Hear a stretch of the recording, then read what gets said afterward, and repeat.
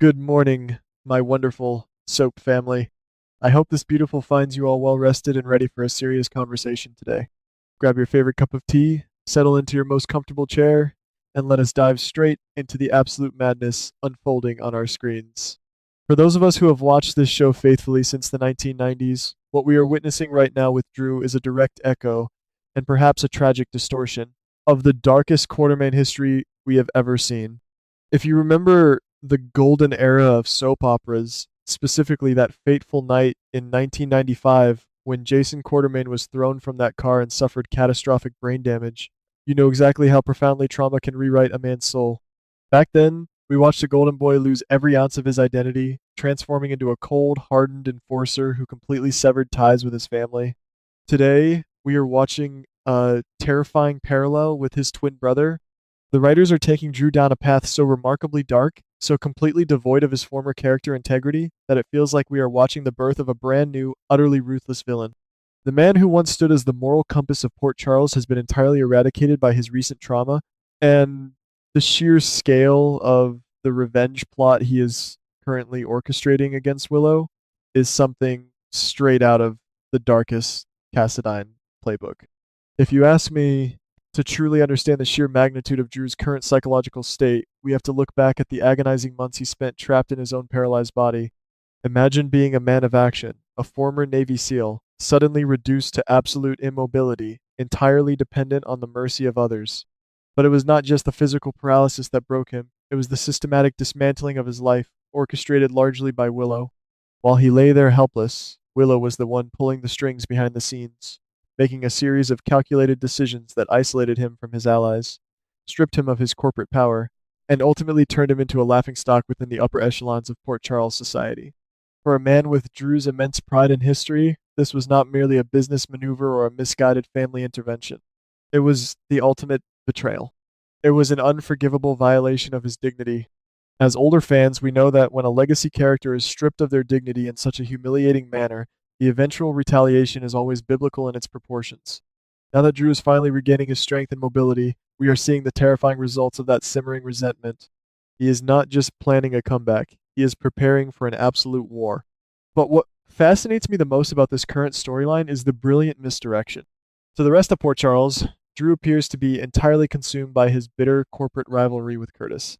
Everyone believes his ultimate goal is to snatch back control of Aurora to reclaim his throne in the boardroom. Curtis, Michael, Nina, and the rest of the town are completely convinced that Drew's ambitions are purely financial and political. They are nothing but collateral damage, mere distractions in his grand design. His true, singular obsession is Willow. He does not want her to simply go to prison. He does not want her to merely lose custody of her children. Those punishments are far too fleeting, far too merciful for the agony she put him through. Drew wants to systematically annihilate every single pillar of her existence. He wants her to feel the exact same profound, suffocating paralysis that he endured, only he wants her to experience it emotionally, socially, and psychologically. The brilliance of Drew's vengeance lies in his patience. He has discovered a shocking, devastating secret about Willow, a secret so incredibly toxic that it has the power to obliterate everything she has fought so hard to protect. Rather than confronting her directly or exposing this secret to the world in a fiery public spectacle, Drew has chosen to operate entirely from the shadows. He is playing a masterful, terrifying game of psychological chess. Slowly, meticulously, he has been planting seeds of doubt, ensuring that highly incriminating evidence against Willow mysteriously finds its way into the right hands. We are watching as anonymous, mysterious investigations are suddenly opened, slowly tightening the noose around her neck. The people closest to Willow are beginning to look at her differently, their trust eroding with every new, carefully orchestrated revelation. Most heartbreaking of all is watching the systematic destruction of her relationship with Michael. For years, the writers have tried to position them as a modern super couple, but Drew is dismantling that foundation brick by brick.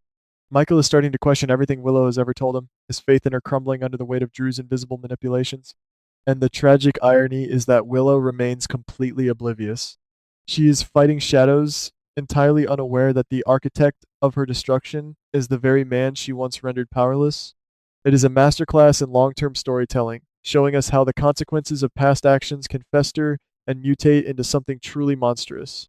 However, as any seasoned soap opera viewer knows, when you invite darkness into your heart, it rarely stays neatly contained. Drew's obsession with destroying Willow led him to cross a line from which there is no return. He secretly hired a dangerous underground fixer, a man specializing in doing the dirty work that Drew could not be caught doing himself. Initially, the directive was merely to surveil Willow, to gather more ammunition for her eventual ruin. But when you deal with mercenaries, you surrender control, right? And the situation rapidly escalated into something far more sinister, spiraling completely out of Drew's meticulously planned parameters. Then came the night that shattered Port Charles. Willow vanished without a trace. When the authorities found her abandoned car teetering on the edge of a treacherous cliff, with her violently destroyed phone left behind in the wreckage, a collective gasp echoed through our living rooms. There were no footprints, no signs of life, just the grim, silent implication of a tragic end. The town immediately plunged into mourning, universally accepting the horrifying conclusion that Willow was dead. The fallout has been nothing short of catastrophic. Michael is a completely broken man, his grief raw and agonizing to witness. Nina, driven half mad by the loss of her daughter, has instinctively pointed her finger at Drew, her maternal intuition sensing the darkness radiating from him. Meanwhile, Curtis has shifted his focus from their corporate battles to a relentless pursuit of the truth, his investigative instincts screaming that something about this tragic accident does not add up. But the truth, as we are slowly discovering, is infinitely more terrifying than a simple fatal crash. Willow is not dead. She is alive, terrified, and being held captive in a desolate, undisclosed location by the very mercenary Drew hired. When Drew finally uncovers this horrifying reality, the look of sheer, unadulterated panic on his face is something I will not soon forget. In that singular moment, he realizes that his carefully controlled symphony of revenge has mutated into a grotesque nightmare. He never intended for her to be kidnapped. He never intended for her to be presumed dead. He wanted her to suffer, yes, but on his own terms. Now, he has inadvertently created a monster, and he is entirely responsible for her agonizing captivity. This brings us to the most compelling moral crossroads Drew has ever faced. He is standing at the precipice of his own soul, forced to make an impossible choice. On one hand, he could simply walk away. He could let Port Charles continue to mourn, let Willow rot in her hidden prison, and use the distraction of her death to effortlessly eliminate the rest of his enemies. It would be the ultimate, albeit monstrous, victory. On the other hand, he could choose to save her. But saving Willow means exposing his own horrific actions. It means confessing to Michael, to Nina, to the entire town that he orchestrated the psychological torture and inadvertently caused the kidnapping of a woman they all love. It would mean the absolute destruction of his own life, a permanent stain on his legacy that he could never wash away. Watching him grapple with this agonizing dilemma is a testament to the complex, layered character development that keeps us invested decade after decade. While Drew wrestles with his conscience, the walls are rapidly closing in on him from the outside. Curtis, refusing to let the mystery of Willow's death rest, has begun to meticulously piece together the fragmented clues.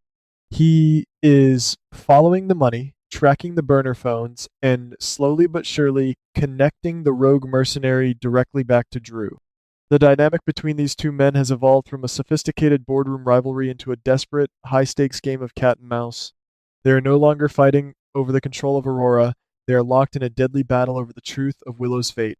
Curtis knows Drew is hiding something monumental, and Drew knows that Curtis is the one man in Port Charles relentless enough to drag his darkest secrets into the light. And just when we thought this storyline could not possibly become any more convoluted, the writers delivered a twist that completely upended the entire narrative canvas. When Willow is finally located and rescued from her terrifying ordeal, she does not just point the finger at Drew. Instead, she drops a bombshell that rocks the very foundation of the town. She reveals that the rogue mercenary was not acting solely on Drew's orders. There was another player in the shadows, a vastly more powerful, heavily entrenched figure in Port Charles who had secretly commandeered the mercenary and funded the entire kidnapping operation from the very beginning. Drew's desire for revenge was merely a convenient smokescreen, a perfect cover for a much larger, far more insidious conspiracy. This revelation completely changes the trajectory of the entire show. In an instant, Drew is violently stripped of his position as the apex predator and thrust into the terrifying role of the prey. The shadowy benefactor who hijacked his revenge plot is now actively hunting him, tying up loose ends to ensure their own anonymity remains intact. Drew's deeply personal vendetta against Willow has inadvertently acted as the catalyst for a massive, sprawling conspiracy that threatens to engulf the entire town. He must now forge unlikely alliances, perhaps even with the very people he sought to destroy, just to survive the coming storm. As a veteran fan who has dedicated countless hours of my life to these characters, this is exactly the kind of sweeping, multi-layered drama that keeps my passion for this genre burning bright. Yes, it is deeply unsettling to watch a beloved character like Drew descend into such profound moral decay. It challenges our understanding of his character integrity and forces us to confront the uncomfortable reality of how trauma can warp a good man's soul. But this is the very essence of long-term soap opera storytelling. It is the ability to take characters we have known for years, push them to their absolute breaking points, and watch as they navigate the devastating consequences of their choices. The board has been entirely reset, the stakes have never been higher, and I, for one, cannot wait to see how this magnificent, terrifying tragedy ultimately unfolds.